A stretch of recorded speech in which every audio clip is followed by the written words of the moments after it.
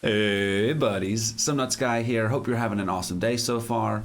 In this video, we're going to be going through a guide of the Black Forest biome. We're going to make a guide for each of the biomes as they can be quite dangerous to venture into for the first time. So we're hopefully going to help you to prepare for some of the things you're going to face. Some of the enemies that you're going to be encountering in these biomes, some of the resources that you'll obviously be looking to gain from them, and some of the dungeons or other bits and pieces that you might find in these various biomes as well. This video is going to be focusing on the Black Forest. I'm going to be making a guide for each of the other biomes as well, so if you're curious about those, check out the channel and you'll be able to find them. Alrighty, so the Black Forest is a dense forest made of fir trees and pine trees, which is quite key because pine trees are what allows you to get core wood. That's one of the resources that you're going to be looking to get from the Black Forest, but we're also going to look at all the other ones as well. Firstly, though, let's start off with the creatures. Let's start off with the dangerous things in the Black Forest that are going to try and kill you while you're venturing into there. Alrighty.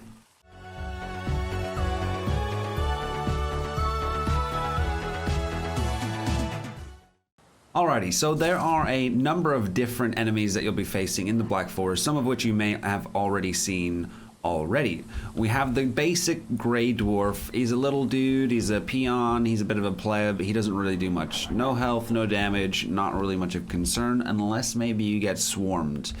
These guys though, the gray dwarf brutes, these guys can hit pretty hard and have a fair bit of HP. Easy enough to outmaneuver as they're pretty slow, but definitely, don't want to be hit by those guys in the early stages. The gray dwarf shamans can be quite annoying. They don't do that much damage. They do have a poison AoE sort of cone attack, and they also have an AoE heal, which can heal itself and allies around it. So if you're in a group fight and you see a Grey Dwarf Shaman, definitely want to focus the Shaman first to avoid it healing all of the other enemies that you'll be fighting.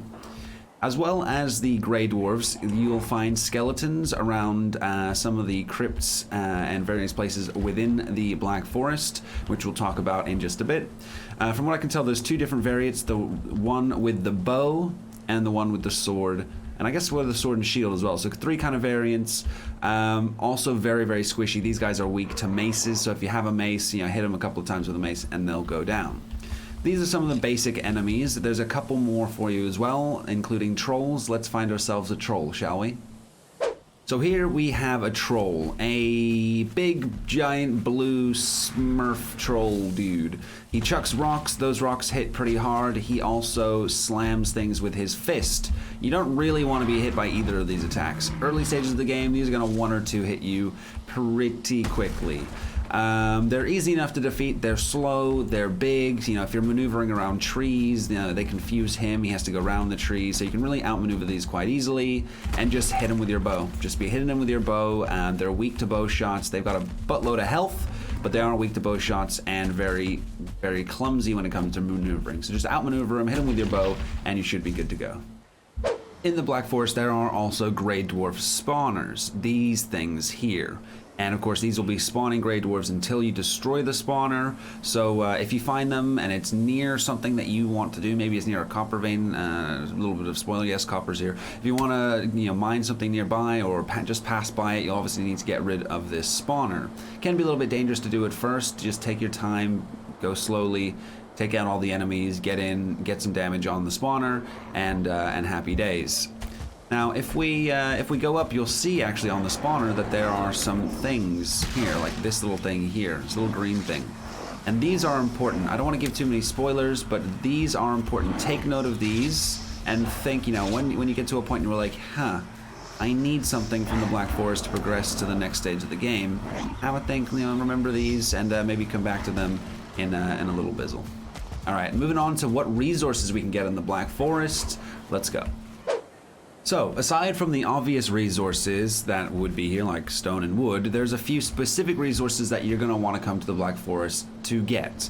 Now, the main ones are the metals that are offered in the Black Forest. There are copper deposits, and there are also tin deposits. Copper deposits look like this. They look essentially like very much the same as the other rocks that you find in the Black Forest, but they have this shiny sort of tint on them in various places. If you walk up to them, it will say copper deposit, so you know that is in fact a copper deposit, not a normal rock. You'll also want tin. Tin deposits will look like this. You'll need to combine tin and copper to make bronze. I have made a video on how to do that, so if you would like further instruction on how to make bronze from copper and tin, check the top right corner there for you. I will link it there. You'll also be able to get a few other specific resources from here. There's thistles, which are not exclusive to this biome, but it's good to start collecting these early because these are good for sort of mid to late game food. Now there's also some carrot seeds, and I believe these are exclusive to the Black Forest biome. You'll want to be picking these up because carrot soup or carrot stew is a very good early game food source with lots of stamina potential. So it's great for traveling, it's great for farming, etc. So I'm going to try and find us some seeds so that you can have a look at what those look like. Bear with me. Lovely, here we go. So these are what carrot seeds will look like out in the wild. You will need a cultivator to farm these. Again, I made a video on that. I've made pretty much a video on everything that I can think of to do with Valheim, and we're going to keep going with a Valheim video a day as well.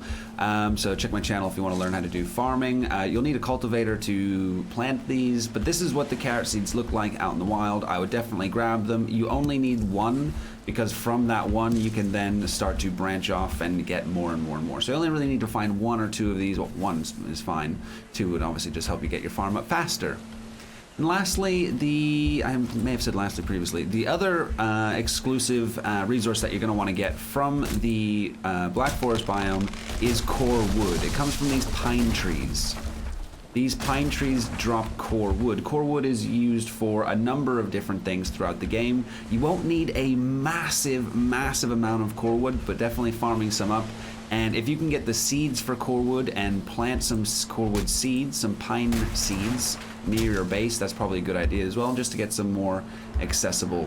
I've been told that it's easier to get seeds from destroying stumps, but I'm still not getting a huge amount of luck with tree seeds. Hopefully they up the drop rate for those in future so you can have some decent tree farms near your base in future. Alright, so we're going to be moving on now to the different types of dungeons that you can find in the Black Forest and why you'd want to go to those. Alrighty. So the main type of dungeon you'll find in the Black Forest is these crypts. There is different ways that these crypts can look, and one of them looks like that. And there's another type that looks a little bit like this. They're essentially the same thing, they just have different entrances. I believe there's one or two other variations to the way that an entrance can look as well. And if you go inside them, and you'll see it's called a burial chamber. Inside there are skeletons, which, like I said before, are weak to maces. So if you have a mace, you definitely want to bring that with you, or a club, you want to bring that with you in here. These are procedurally generated little dungeons, and within them you'll find yellow mushrooms. You'll find a few bits of sort of amber and rubies and random things that you won't know what to do with until later. But you'll also find Surtling Cores, which are very important to progress through to the next stage of the game. You'll definitely want to be going into at least one or two of these crypts to gain the Surtling Cores that are within them to progress to the next stage. I have made a video on Surtling Cores as well. If you want to check that out, check the playlist, check the channel, and you'll be able to see that. Now, I have been searching for like 20 minutes to find a troll cave. I have not been able to find a troll cave for the life of me. There are also troll caves in the Black Forest. Now, as you would imagine, a troll cave is simply that. It's a cave with a troll in it. You go in, you fight the troll, and it's got a little bit of loot and a couple of chests there as well. It's not big, it's not confusing, it's literally just one little cave unit with a troll to kill. Fighting trolls in close quarters can be difficult, so be wary when you go in them. I'm going to put a picture on screen somewhere. It'll be like right there, right there, just so that you can see what the entrance to those looks like. As far as I'm aware, the entrance to these always looks pretty much the same. Yeah. Thanks for watching, guys. If you enjoyed the video, consider giving it a thumbs up. If you want to see more content like this, hit that subscribe button. Subscribe button. We've been doing a Valheim video a day for the last couple of weeks, and we're going to continue doing that for as long as we have ideas for Valheim videos. This troll is getting a little close. My liking. If you have any suggestions on videos that you would like to see specifically, feel free to leave them in the comments below. I'm responding to all comments on YouTube at the moment, and I'd be happy to do some of those videos by request. I've also been streaming a lot of Valheim on my Twitch channel, twitch.tv/SomeNutzGuy. Link will be in the description below. And that about wraps those up. Guys, hope you have a beautiful rest of your day. Take care.